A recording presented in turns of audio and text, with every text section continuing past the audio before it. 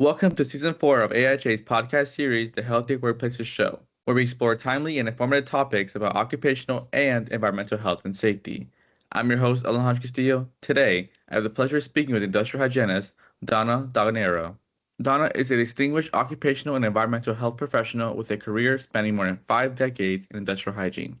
She earned a bachelor's degree in biology from Rider College in 1974, a master's in human genetics from Rutgers University in 1976, and another master's in environmental health and industrial hygiene from Temple University in 1979. Early on, Donna was a researcher at NIOSH, evaluating worker exposures in the mining industry and developing control recommendations for the Mine Safety and Health Administration.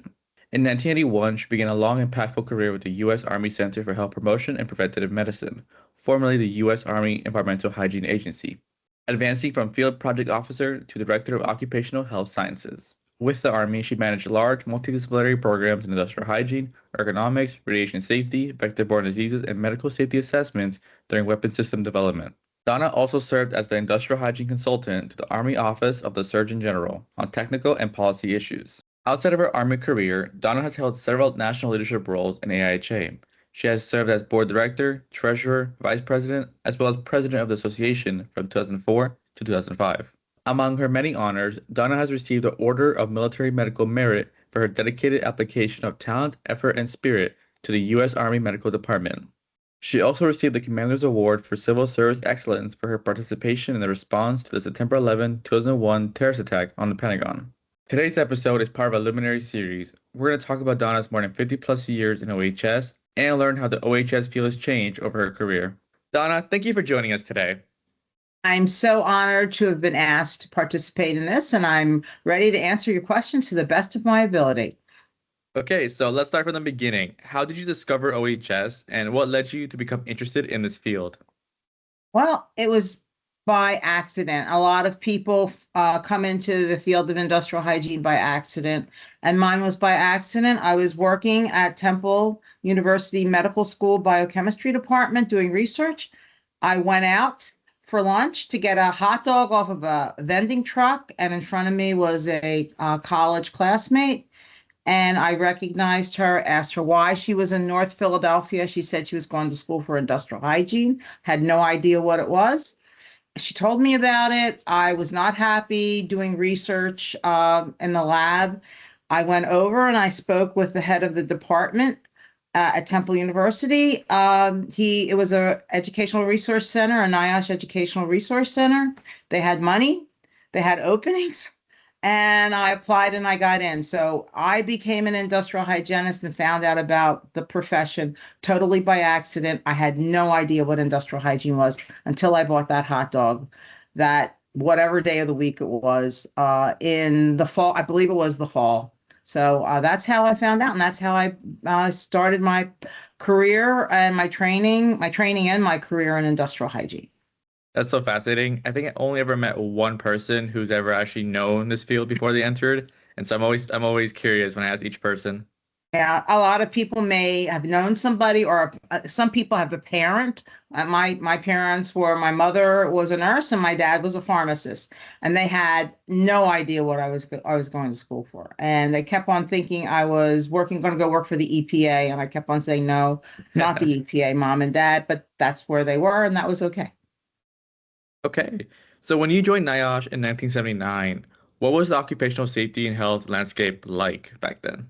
Okay. Well, my perspective of what it was like from back then is from a brand new person coming into the field.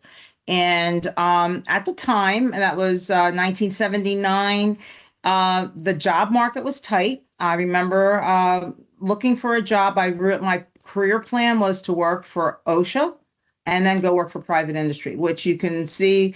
I worked for NIOSH and then I worked for the Army. So my whole career plan totally changed. But at the time, the job market was tight, but the environment at NIOSH when I started working there was very positive. It was a positive working environment, a lot of activity going on. They were writing criteria documents, doing health hazard assessments. They were on the top edge of doing things, and it was a great place to work, and there was just lots of energy. And I worked at the headquarters in Rockville, Maryland. In 1981, however, there was a change of administration, and the Reagan administration came in. It was pretty anti-regulatory, I would say, in retrospect. And the NIOSH headquarters were moved out of Rockville, Maryland. They were moved to Atlanta, Georgia, and the staff was disseminated between they could go to Atlanta, not many people, only the higher level people, to Atlanta, to Morgantown, West Virginia, and Cincinnati, Ohio. So at that point, I would say the focus on occupational health, and as we went into the 80s, the beginning of the 80s, was diminished, and the atmosphere was a little bit desperate for me as an industrial hygienist, as a new industrial hygienist with very little experience. And so that's how the environment was. It went from being, in my opinion, somewhat positive and energetic to muted, and moving a organization's headquarters out of the Washington, D.C. area basically sends a message that that organization is not a player. To play, you have to be in D.C. I understand that. I even understand it more now from a different perspective, an older perspective, a more experienced perspective. But that was sending a message that we were changing the rudder as far as what we were going to be doing with occupational safety and health, and the emphasis was going to change. And so that was, I went from it being more positive to being somewhat muted and negative during my time at NIOSH.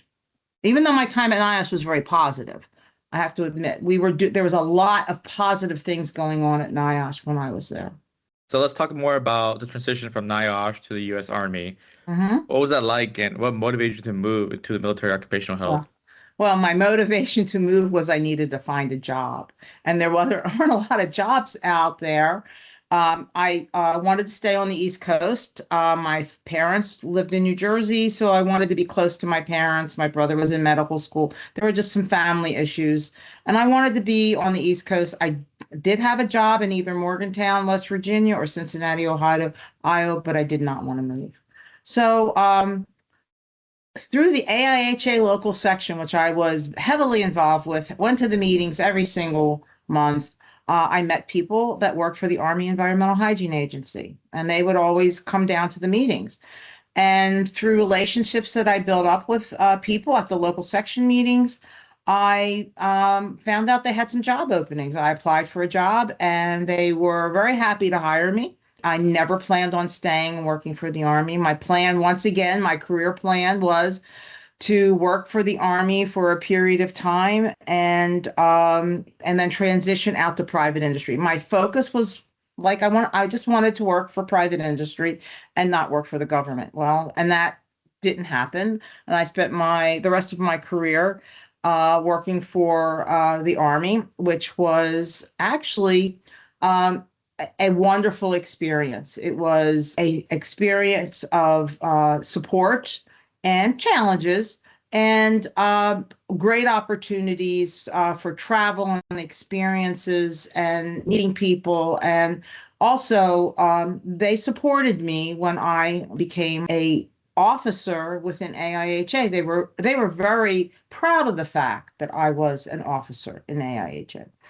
And that gave me the opportunity to kind of combine my wanting to give back to the profession and be involved differently than just my job with my job. So it just all kind of came together. So that's how I wound up with the Army, and I stayed there for a long period of time because they had great opportunities there was advancement, and there was also opportunities to grow, and that was very important for me. It just made me feel that I had purpose and that I was evolving as a professional. Chemical Protective Clothing 3rd edition is available now. The revised 3rd edition provides a comprehensive overview of the considerations necessary for implementing a successful protective clothing and equipment program. Scan the QR code or click the link below for more information. All Early in your military occupational health career, you worked in industrial hygiene field services, which required you to travel to installations and evaluate exposure risks. What about this hands-on work stood out the most to you? What stood out the most to me was seeing the diversity of operations that are part of the Army industrial base and Army facilities. I did not know a lot about what the Army was going to have as far as workplace sites, but I went to places as diverse as foundries, places that were fabricating weapon systems, that were rebuilding weapon systems, that sandblasting, welding, spray painting, hospitals, office buildings. So what impressed me the most was the diversity of the operations that were out there to be evaluated. And I wasn't stuck in one industry where they were just manufacturing one thing.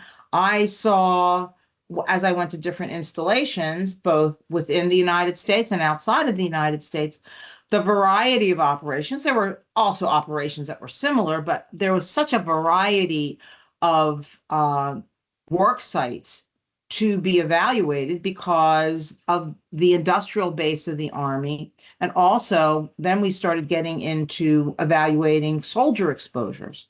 And that was a whole nother area of a challenge to evaluate a soldier while he's training and to relate that information back to people who did not want to hear that they were putting their soldiers at risk. So, I mean, there was just this variety, and that's what surprised me the most, because I really didn't expect that. I honestly did not know what to expect when I started working for the Army, but then I began, and I was going out on surveys quite a bit initially.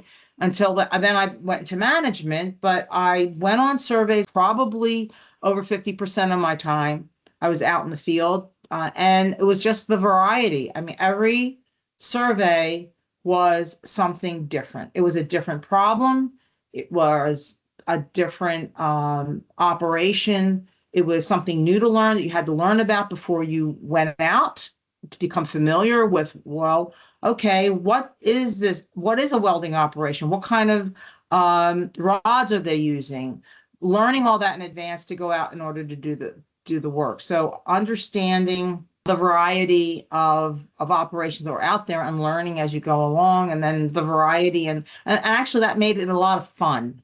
It actually, I mean, you were out in the field, you were out with a team of people, and you were evaluating a new operation, something new, something different, and you're actually having fun. I really enjoyed my time in the field. It was a lot of camaraderie, a lot of hard work, a lot of long hours, but it was a great experience. And that's the variety of working for an organization that has such a diversity of operations that support everything that they're responsible for. So every day was a new day, essentially. It was never the same Pretty thing. much, yeah. I was not bored. I don't think I was ever bored working for the Army. There was always something new happening. It's one of the things I miss being retired, is that sense of what's going to happen today and delving in and pulling teams together and working with people in order to solve a problem. Because every day, whether I was a project officer, a program manager, or a director, we were working on new issues every day. I loved going to work. I just loved what I did. I loved the challenge, and I loved working with the people that I worked with. I had great professionals to work with, and I had both military and civilian mentors that guided me, that gave me a little, slap on the rear end every once in a while and say, come on, get your act together, Donna, and basically facilitated me becoming the professional I did. Now let's go back to 1993 for a second, when you became the Director of Occupational Health Sciences. By the following year, you were overseeing 7 different mission areas. How did you manage such a diverse portfolio while keeping the unifying focus on occupational health? So it just didn't happen. It evolved. Of I course. mean, how did I do it? I learned from my managers. I learned from other directors. I learned from my mentors. I felt more engaged, involved as a director and doing work as a director. I had to, when I became a director of multiple areas and not just the few programs that were very industrial hygiene focused, but I had experts working for me. The Army Environmental Hygiene Agency was an organization of high-level experts. We were the experts in the field. We were the people that were asked the hard questions. So from my radiation experts, my ionizing and non-ionizing radiation experts, I had health physicists working ionizing radiation. I had physicists working lasers. And I had electrical engineers working radio frequency ultrasound. I could not be an expert in those areas. I had to learn to rely on them, but I also at the same time had to learn about their areas. I had to dig a little bit deeper. So there was a responsibility on my part, or that I made it a responsibility on my part, to basically learn more about those areas. What did I know about entomology? They put entomology in my directorate. Maybe a little bit in undergraduate school, but really I didn't know anything. So I relied on my entomologists. I had 20 entomologists working for me.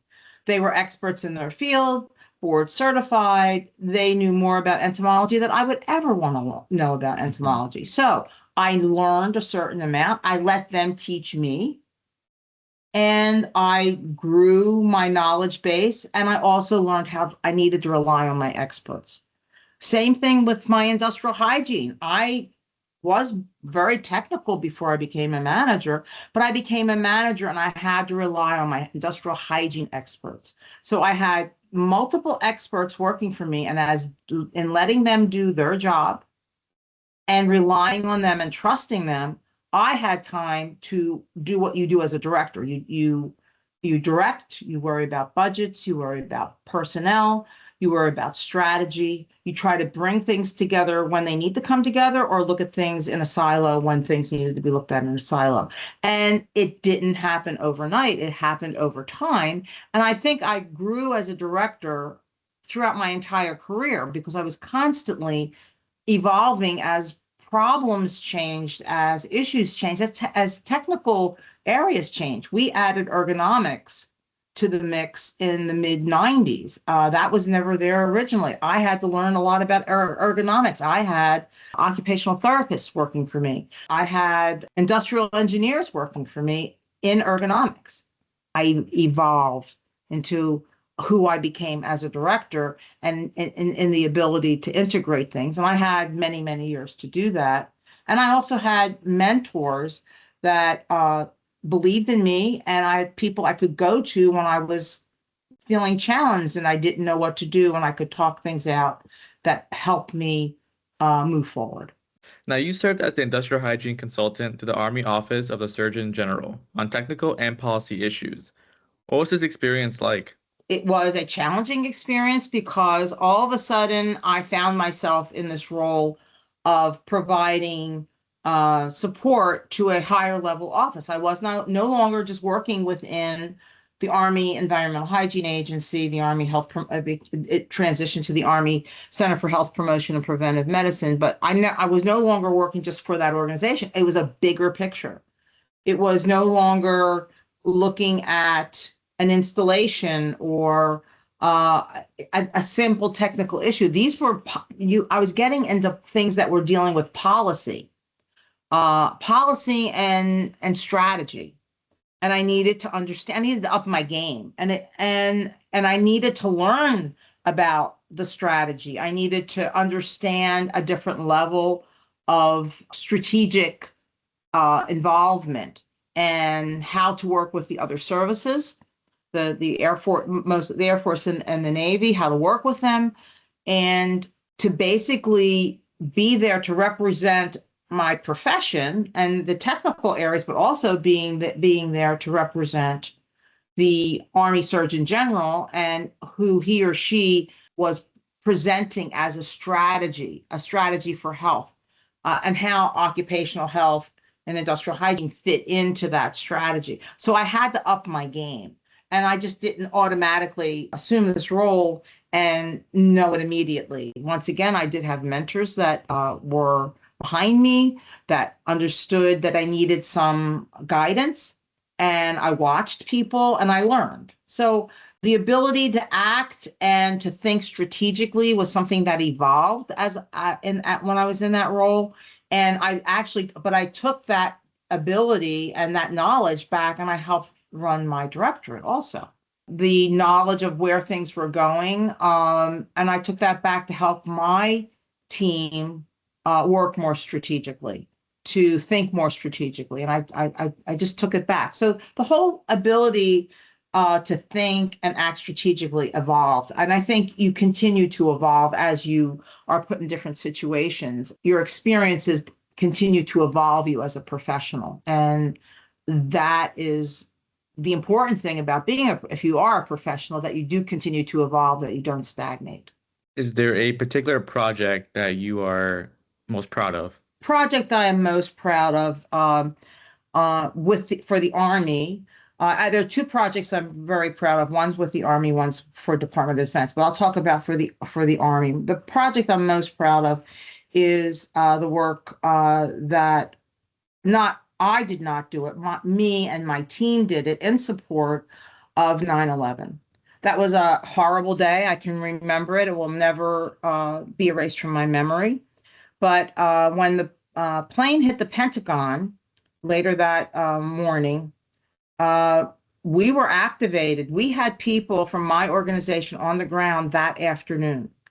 And there were a lot of people on the ground. There were emergency response people and safety people and occupational health people. There were all sorts of disciplines there at the Pentagon at the time. But we were called down. It's from Aberdeen Proving Ground. It's approximately a 2-hour drive to the Pentagon.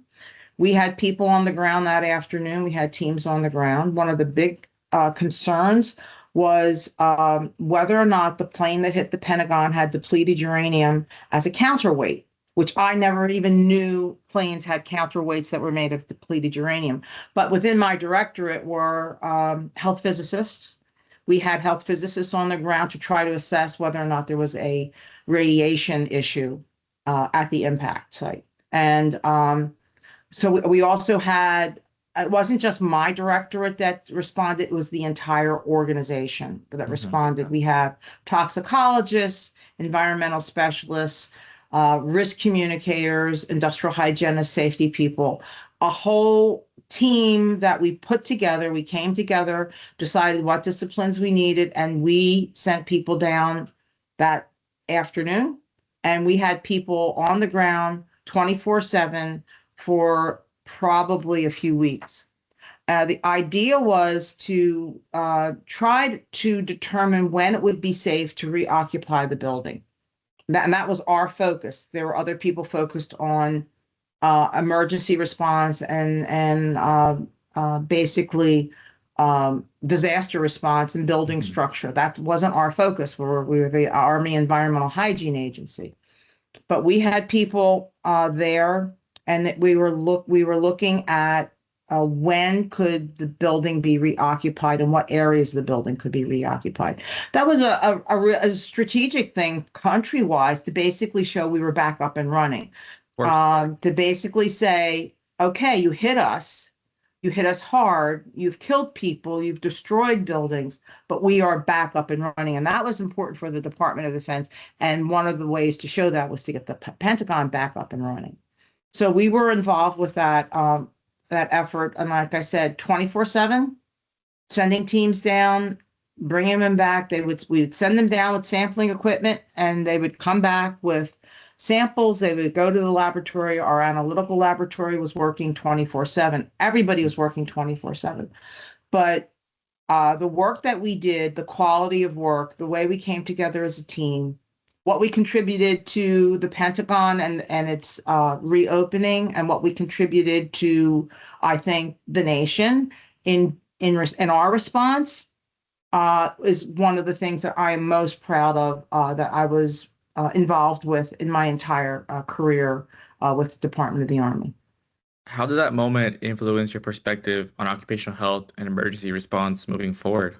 It gave me a greater respect for integrated teams and the importance of integrated teams in responding, as opposed to being in my own silo, which that was my responsibility. I was the director of occupational health sciences. I needed to focus on my team. I needed to focus on my mission. I needed to focus on my budget. But what that provided to me was the greater sense of the importance of looking at what disciplines you need to respond to an issue, and then how you bring that team together, and then how that team integrates with other teams, how everything is interrelated, how we don't stand alone. It just made me realize how much things are integrated, and that I was evolving as a professional at the time also. So you're gaining perspective. You're gaining that it's really a team effort as opposed to an individual effort. And I think that was the one takeaway that I think stood with me throughout my career. It really impacted when I worked with teams at AIHA, whether I was on a committee, whether I was on the board, when I was on other boards, is that it's not the individual, it is the team. And I believe a leader understands that. A leader basically understands it's not about the leader, it's about the team. I always believed that it was never about me, it was about the people that worked for me. And what they were able to do, they were just a reflection of me giving them the opportunity and the tools to do things. And they were the ones on the ground doing the work, bringing things back, and we would integrate together. But that teamwork is so important, and the realization that it's just not about you. It's not about an individual. It's about a team. So we mentioned evolving quite a good amount so far in this episode. I want to ask you, throughout the years of OHS in your career, how has the OHS field evolved? I think there's more technical information out there. There's more need to integrate with other disciplines, to understand other disciplines. I have a degree in industrial hygiene. It's a very singular focus. I believe from everything that I know and I've seen is that you're not finding people just going to school for industrial hygiene anymore. It's more integrated. It's occupational and environmental health, or safety and occupational health. It's not just a very narrow, and I'm not saying narrow in a bad point, but it's a narrow focus on industrial hygiene. When I got out of graduate school, it was very narrow focused. I was able to, throughout my career, kind of remain somewhat narrow focused because of my directorate, because we were focused on industrial hygiene, occupational health. And there was a whole nother part of the Army dealing with safety, and a whole nother part of my organization who was dealing with environment. And they were the experts in those areas. So what I have seen happen is the need for integration with these other disciplines that support occupational and environmental safety and health. There's an integration there that needs to take place. AIHA was very, very industrial hygiene when I was on the board. You know, we were thinking a little about environment, trying to work with the safety profession, but that really wasn't our focus. Our focus was industrial hygiene, really, really industrial hygiene. I don't think you can just do that any longer. Things are too integrated. Companies don't want just an industrial hygienist anymore. They want someone that's more integrated. They also, you know, what needs to happen, it's not just industrial hygiene. It's not even just the science side any longer. There's a need to understand the business side. There's a need to be able to communicate with business leaders to present your business case analysis. There's so much more involved with being a environment, safety, and health professional nowadays than just being just an industrial hygienist. And I think it's going to continue to evolve. I don't think it's going to stay the same. And it's just like organizations don't stay the same. AIHA doesn't stay the same. The BGCE, who's the certifying board, is not staying the same. They're changing their model and trying to incorporate other certifications. I think if you don't continue to change and evolve and keep up with what's going on, then you basically slowly become irrelevant, or you become diminished, or you go away. And I think that's why you keep evolving as a organization, as a professional, as a profession.